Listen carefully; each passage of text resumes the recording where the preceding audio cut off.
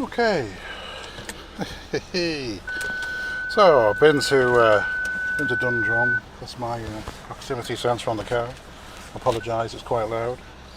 Stops me hitting things. Well, mostly hitting things. I do occasionally hit things. Not on purpose, but I've never knocked a person down. Come close a couple of times, but never actually made contact with them and, what have you.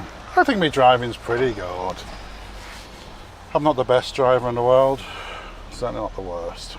I'm very experienced. I've driven just about everywhere you can possibly imagine. And a few other places as well.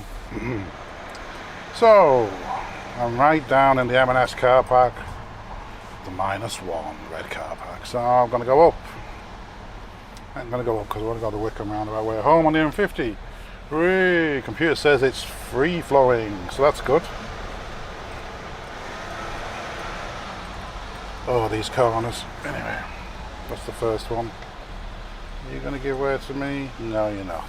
Okay. Some drivers, eh? But there you go. You just have to make allowances for arseholes. I think that's probably a very good life lesson, making allowances for arseholes. You shouldn't have to, of course. I mean, just that instance just there, she had the yield to give way and she didn't.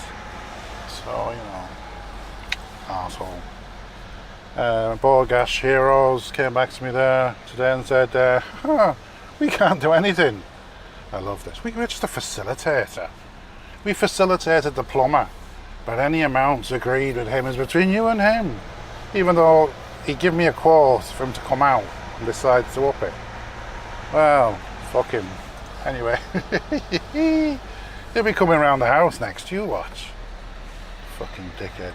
Excuse my language. Oh my word. I should be on a roll, shouldn't I? I should be happy. It's Friday. I got some cheeky red. Change the subject. I got some cheeky red from M&S. German Pinot Noir. Now, German wine is in the main fantastic. So I had no hesitation. Well, someone else not giving way. He definitely is an arsehole. In the Jag in 2008. But German red wine is pretty good. You don't get a lot of it though, the good stuff coming out of Germany. So Pinot Noir for M&S, nice and light. Yeah, I'll have that. And I also got a Merlot as well, a nice French Merlot with a screw cap, which is pretty unusual for France. But certainly doesn't put me off. Just means less effort in getting the bottle open, and that's important, isn't it? It's coming through the little exit barrier, going around to the ramp. Here we go. I want to take it too wide. There's a big curb and accelerate. Oh, up he goes into the daylight. That's very hard for me to describe it to you, but if you've ever been in Dundrum town centre and you're coming out the red car park, it's a Wickham roundabout. It's quite an incline coming out, and there's no people around. Don't worry, I'm not going to hit anybody. I mean, it's a really bad day if you end up hitting someone now, even if they deserve it. Right, here we go now. Just concentrate a little bit going around the roundabouts. Lots of arseholes around this evening, but it looks pretty free flowing now. I'm going to put my window up. It's quite annoying, the noise out there. I have an Audi in front of me who doesn't really know which lane he's in. He's dithering a little bit, and there's a red light up ahead, so I'm not going to try and undertake him. That's slowing down now. There's a lot of young people around. Maybe the colleges have... It'd be too late for a college anyway, wouldn't it? What time is it now?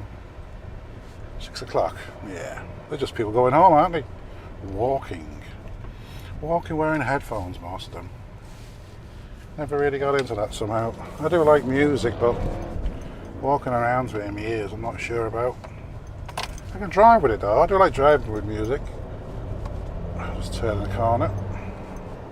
Had a little bit of stickiness up ahead, but nothing I'd worry about now compared to this morning.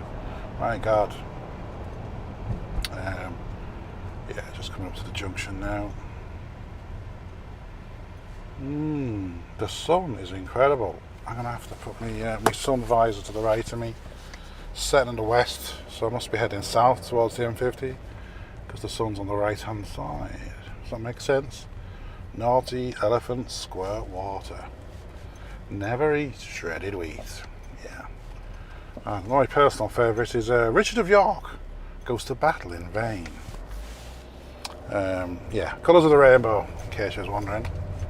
There's one for the planets, which I always forget.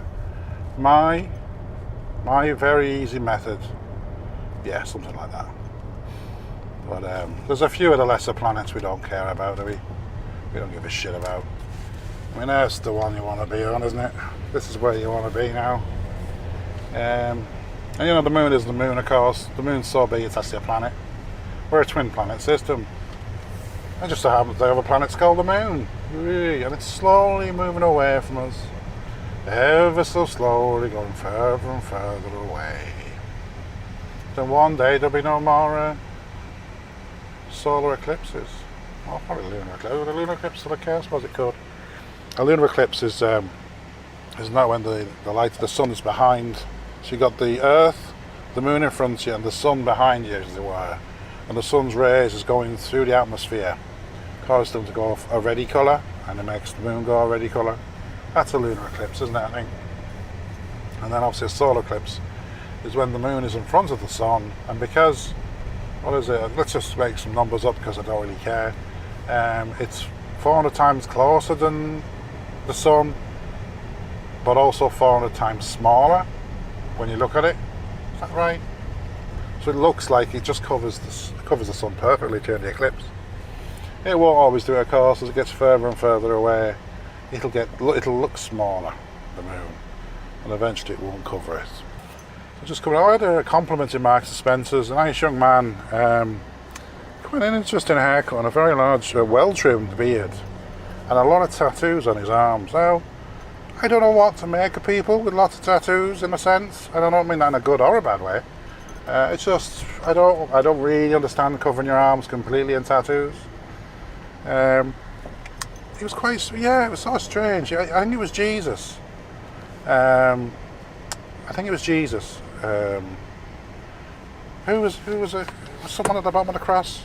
Anyways, he's reclining like he's, well, dying. And there's a woman there. Is that Mary? I don't know. Anyway, I should do, shouldn't I? But it's a scene I've only seen in the movies. So that's on one of his arms, and I thought, wow, it looked artistic, it was fantastic. But his arms were covered. I didn't see what was the other arm. I was expecting pirates, an octopus, and some kraken from like Pirates of the Caribbean. I was expecting that, and I think that was because of the beard. I didn't want to, stereotype him into any particular genre. But I have known people who look similar to him, and they had pirates logos and emblems and things like that on their arms. Anyway, a lovely young man, very polite with me now, I have to say.